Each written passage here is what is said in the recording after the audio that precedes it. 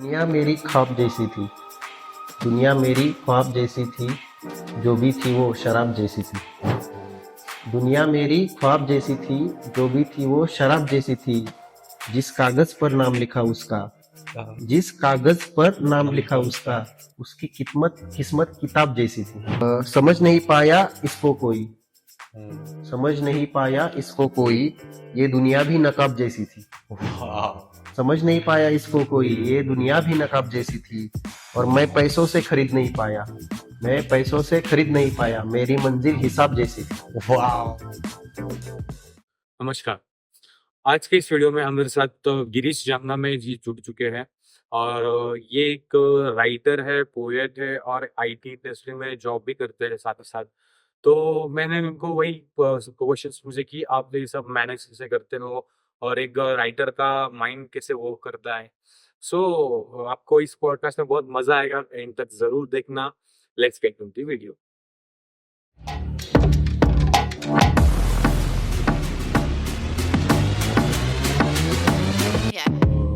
नमस्कार। नमस्कार।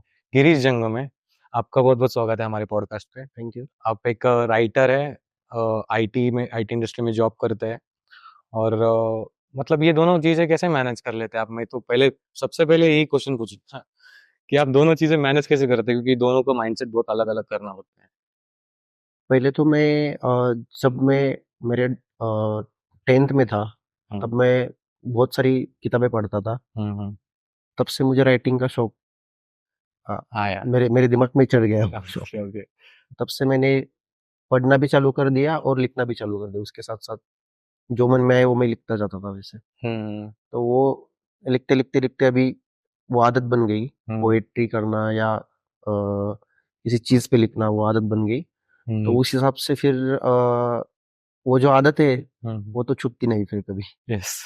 तो हम किधर भी जाएँ, फिर जॉब करें या कुछ करें, अपनी आदत है वो अपने साथ आएगी। और लाइफ का एक पार्ट हो लाइफ गया का है। एक पार्ट ही है वो। तो वाह। उस हिसाब से अभी दोनों चीज़ें एक साथ हो रही है मैनेज, ओके। क्योंकि ये आदत है वो हॉबी बोल सकते हो या हाँ।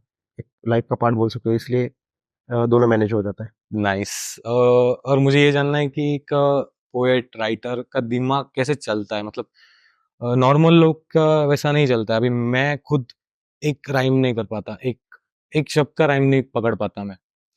आप पूरे पूरे गाने और पोएम्स पोएल सब लिखते हैं, तो कैसे वर्क करता है अपना?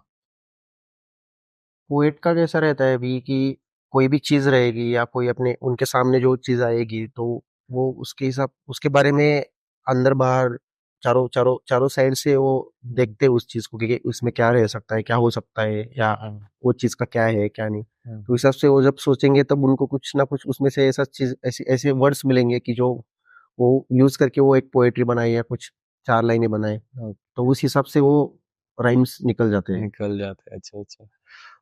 आप अपनी कविता वगैरह कुछ सुना सकते हैं प्लीज ऑडियंस के लिए? यस चलेगा। दुनिया मेरी ख्वाब जैसी थी। दुनिया मेरी ख्वाब जैसी थी। जो भी थी वो शराब जैसी थी।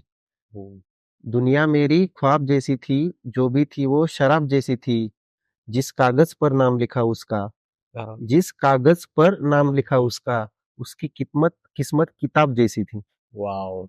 जिस कागज पर नाम लिखा उसका। उसकी किस्मत किताब जैसी थी। दुनिया मेरी ख्वाब जैसी थी। समझ नहीं पाया इसको कोई।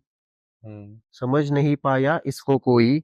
ये दुनिया भी नकाब जैसी थी। वाह। समझ नहीं पाया इसको कोई। ये दुनिया भी नकाब जैसी थी। और मैं पैसों से खरीद नहीं पाया। मैं पैसों से खरीद नहीं पाया। मेरी मंजिल हिसाब जैसी थी। वाओ। मैं पैसों से खरीद नहीं पाया। मेरी मंजिल हिसाब जैसी थी। दुनिया मेरी ख्वाब जैसी थी। आप मतलब कैसे मुझे आपने इतना बढ़िया एक्सप्लेन किया 2 लाइन में कि कैसा दिमाग वर्क करता है, मेरे को समझ में भी आया।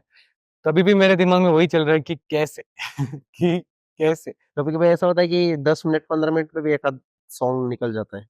अभी भी आप हम्म। बैठे थे, हम पॉडकास्ट दूसरा में कर रहा था तब, तभी भी मैं आप अभी कुछ भी भी लिख सोच रहे रहा था थे। कुछ लिखने का। हाँ। वैसा ही रहता है। शायर जो रहते हैं वो सोचते कि यार क्या क्या नया लिखे, किस चीज पे लिखे, क्या रहता है। और आपने क्या क्या लिखा है? आपने कुछ ऐसा सॉन्ग्स कौन से लिखे हैं? मैंने सबसे पहला सॉन्ग मेरा लिखा था यारी। हम्म हिंदी सॉन्ग था। यारी बोल के एक सॉन्ग लिखा था। उसके बाद मैंने तुला पाहिल्यावर मराठी एक गाना था वो लिखा था। फिर गुलाबी चांदनं वो सॉन्ग मुझे भी बहुत पसंद है। गुलाबी चांद उसके लाइन्स बहुत सही है। 2 लाइन्स हाँ, हाँ। गुलाबी हे चांदणं तुझं हे बोलणं माझ्या या मनाला तुझं हे टाळणं तुझ्या पिरमाची याद घेऊनी जगतो तुझ्या सपनात राणी दिसरात नांदतो गुलाबी हे चांदणं तुझं हे बोलणं. वाव! और आईटी इंडस्ट्री में कैसा एक्सपीरियंस रहा है आपका? आईटी इंडस्ट्री में तो सही एक्सपीरियंस है, अच्छा एक्सपीरियंस है क्योंकि मैं खुद अच्छा डेवलपर हूँ. तो उधर भी मेरा एफर्ट्स जो मैं यहाँ पे इतने एफर्ट्स देता हूँ उससे डबल एफर्ट्स मैं वहाँ पे वहाँ देता हूँ क्योंकि वो ब्रेड एंड बटर वो है. Yes, yes, correct. तो इसलिए वहाँ पे मुझे ज्यादा एफर्ट्स देना पड़ता है. और आगे का क्या प्लान है आपका कि आपको आईटी में ही कंटिन्यू करना है या फिर ये राइटिंग वाला लाइन में? मुझे दोनों दोनों लाइन पैरेलल नहीं जाना? पैरेलल ही जाना है मुझे. Oh my God! और जब जब मन होगा, जब कुछ चीजें करने का मन होगा तब कुछ बड़ा करेंगे, बड़ा सोचेंगे उस टाइम पे. मूवीज वगैरह करने का भी प्लान है बट उसके लिए टाइम है.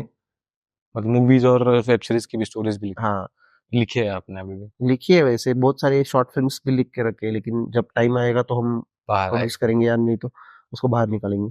Yes, yes. आप शायर हो हम्म. तो आपको प्यार हुआ ही रहेगा हम्म. और कितनी बार हुआ है ये बता दीजिए? वैसे तो शायर को प्यार हर रोज होता है. Oh my God! क्योंकि शायर है. शायर को प्यार नहीं रहना चाहिए. अगर शायर प्यार में नहीं रहेगा तो वो शायर कैसे कहेगा, उसको शायर करेक्ट, कैसे कहेंगे. Correct, correct, correct. मतलब आपका मतलब आप आपने आपकी लव लाइफ लव पार्टनर को जब चुना है आपने तब उनको प्रपोज कैसे किया? एक शायरी बोल के प्रपोज किया है या फिर कुछ अलग सीन था? शायरी बोल के तो ऐसा प्रपोज किया नहीं कभी. अभी बोला नहीं उनको कुछ भी? नहीं, शायरी बोल के प्रपोज नहीं किया. हाँ। मैं शायरी मेरे दोस्तों को बोलता हूँ.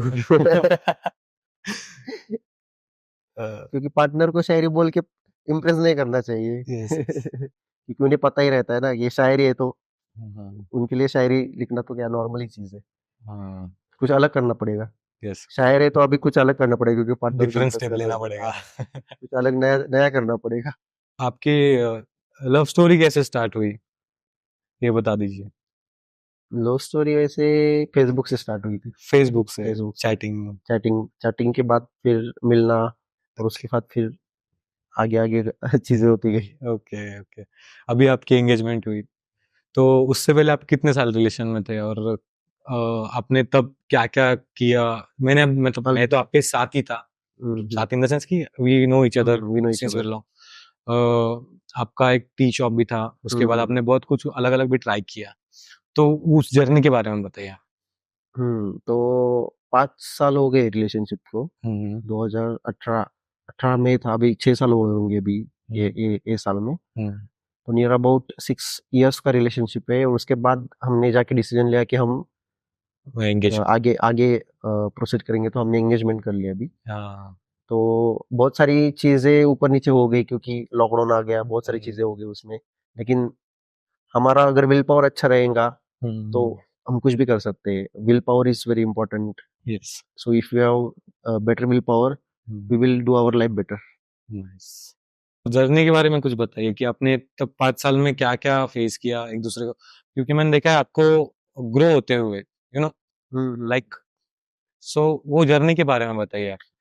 जर्नी के बारे में अगर बताएंगे तो ठोकरें तो बहुत खाई है लेकिन अगर ठोकरें खाने के बाद भी अगर अपनी इच्छा शक्ति रहेगी कि हम हमें कुछ करना है लाइफ में या आगे कुछ करना है हुँ, हुँ, तो ये जो दोनों चीजें मैंने फिर संभाली है. यानी कि मेरा आईटी की लाइफ रहेगी या मेरी पोएट्री या मेरी राइटिंग्स रहेगी तो हुँ, दोनों को मैंने साथ में लेकर गया. अगर मैंने किसी एक को भी छोड़ दिया होता तो मैं मुझे नहीं लगता कि मैं इधर तक पहुंच पाता. Yes, right. इसलिए मैंने दोनों को भी साथ में रखा इसलिए तो मैं अभी तक इधर तक. आप जब शायरी वगैरह लिखते हो, तब आपके ध्यान में मयूरी दीदी होती है या फिर कोई ऐसे ही लिख देते हो डायरेक्टली? नहीं वो अभी सिचुएशन पे डिपेंड्स कि हम कौन सी सिचुएशन पे शायरी लिख रहे हैं या कौन सी हुँ, सिचुएशन पे गाना लिख रहे हैं. हुँ, अगर किसी ने कुछ हमें एक आधी धुन सुनाई दी हुँ, तो उस पे हम थोड़ा उसका रियाज करते हैं कि वो धुन थोड़ा दिमाग में कि क्या है क्या है, यस। तो उस पे कुछ वर्डिंग्स निकल के आएंगे। ओके। तो वो वर्ड्स को फिर वो राइम में बिठाना वो शायर का काम रहता है या पोइट या लिरिसिस्ट का काम रहता है कि वो उनको कैसे हम मैनेज करेंगे वो हम्म। पर्टिकुलर म्यूजिक पैच में। और नॉर्मल अगर कोई चीजें हम देखेंगे वहाँ हमारे आसपास, हम्म। तो उसके हिसाब से हम सोचते हैं कि क्या है क्या नहीं रहेगा, हम्म। तो उस हिसाब से वर्ड्स बन जाते हैं और फिर उस वर्ड्स का पोएट्री में कन्वर्जन हो जाता है। हम्म। तो गजल जो लिखना है वो बहुत डिफिकल्ट है बेसिकली, गजल। क्योंकि गजल के लिए बहुत सारी चीजें रहती है। हम्म। गजल में काफिया रहता है, रदीफ रहता है, ओके। और हर एक जो शेर रहता है हम्म। वो शेर, दो लाइन दो जो पंक्तियां रहती है उसको एक शेर कहते हैं हम। यस। लेकिन हर एक शेर में जो लाइनिंग्स रहेगी, पूरी वर्डिंग्स रहेगी, लाइनिंग्स रहेगी, हाँ। उनका जो मात्राएं रहती है वो सेम होनी चाहिए। अगर वो ओके। पूरे शायरी में अगर वो एक भी मात्रा इधर उधर हो गया तो वो गजल नहीं रहेगी।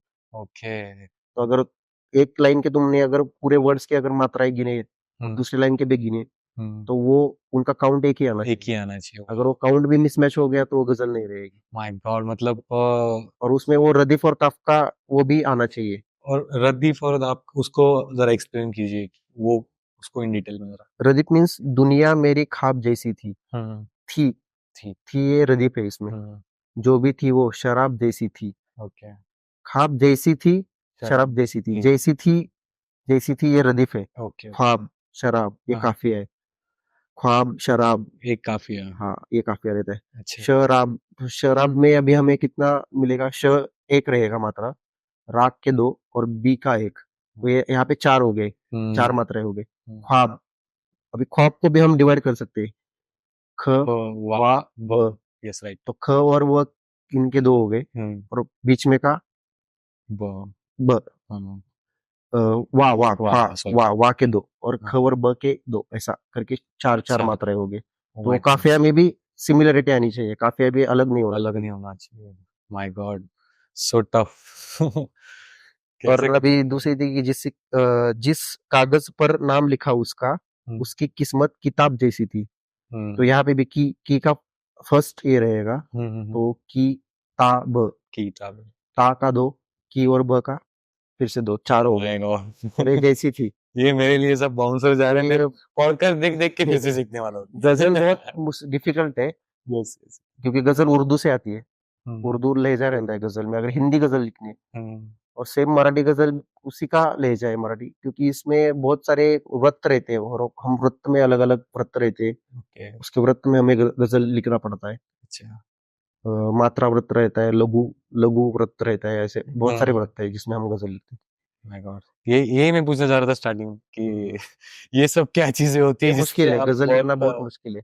नॉर्मल नॉर्मल पोएट्री लिखना आसान है, लेकिन गजल लिखना सबसे मुश्किल काम है। मेरे लिए तो नॉर्मल पोएट्री लिखना भी मतलब नामुमकिन चीज है मेरे लिए, ऐसा लगता है मुझे अभी भी। ऐसा नहीं कि मेरे मुझे प्यार नहीं हुआ, ब्रेकअप नहीं हुआ, वो भी हो चुका है, तभी भी कुछ नहीं है। पर और एक चीज मैं बोलूँ, आपने लिरिसिस्ट वगैरह का नाम मतलब लिया है, तो लोगों को इतना पता नहीं रहता कि गाना या लिखने का उसके बाद उसका क्या प्रोसेस रहता है आगे।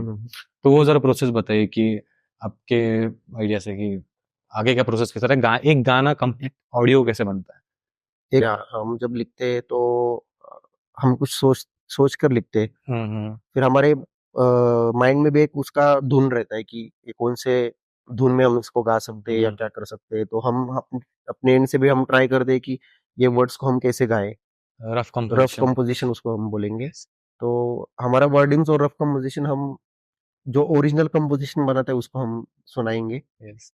तो वो उस पे फिर उसका उसका एक्सपीरियंस जो रहेगा वो उसके हिसाब से वो उसमें और चेंजेस करेगा। ओके। फिर जाके एक हमारा कंपोजिशन बन जाएगा। फाइनल। फिर वो कंपोजिशन बनने के बाद कोई म्यूजिक डायरेक्टर या कोई जो अच्छे म्यूजिशियन है उनके पास हम जाके हम्म। उनसे बात करके फिर वो कंपोजिशन को जो रिक्वायर्ड म्यूजिक है या जो इंस्ट्रूमेंट्स है, बहुत सारी चीजें उसमें रहेंगी, तो वो उस हिसाब से हम प्लान करते हैं कि कैसे अच्छा एक गाना बनेगा। फिर वो प्रोसेस होने के बाद एक गाना निकल के आएगा बाहर। हम्म। बट उसके लिए सिंगर्स और ये भी चीजें बहुत जरूरी है कि बहुत कौन जरूरी। से सिंगर्स ने ये गाना गाया है या उनकी आवाज ये गाने को सूट हो रही है या नहीं है। हम्म। तो वो सब चीजें मिलके एक गाना बनता है। बहुत सारी चीजें बन के बहुत एक सारी चीजें रहती एक गाना बनता है। और मैं एक सही बात बोलूं कि मैंने आपको और मयूरी दीदी को देखा है 6 साल से पिछले, और मैंने बहुत इंस्पिरेशन लिया आपसे। अभी मैं तो बहुत छोटा हूँ आपसे, बस मतलब ये बात करने के लिए, पर बहुत इंस्पिरेशन लिया है मैंने आपसे, और बहुत कुछ सीखा हो कि आपने कभी भी स्ट्रगलिंग पीरियड में कभी भी हार नहीं मानी, कुछ ना कुछ करते रहे। हाँ, मतलब कभी रुके नहीं। ऐसा मैंने खुद ने देखा है, इसलिए बोल रहा हूँ। तो उस इंस्पिरेशन में लेके मैंने ये पॉडकास्ट स्टार्ट किया है, और मैं भी नहीं चाहूंगा रुकना ये पॉडकास्ट, और आप सबका सपोर्ट चाहूंगा। और thank you very much for joining. Thank you. और आगे भी हम पॉडकास्ट करेंगे, आगे भी करें। आगे प्लान करके करेंगे कि हम कुछ चीजें ब्रेक डाउन करेंगे पोएट्री राइटिंग के बारे में। रेटिंग के बारे में। Okay, so thank you very much thank you for joining. और all the best. Thank you very much.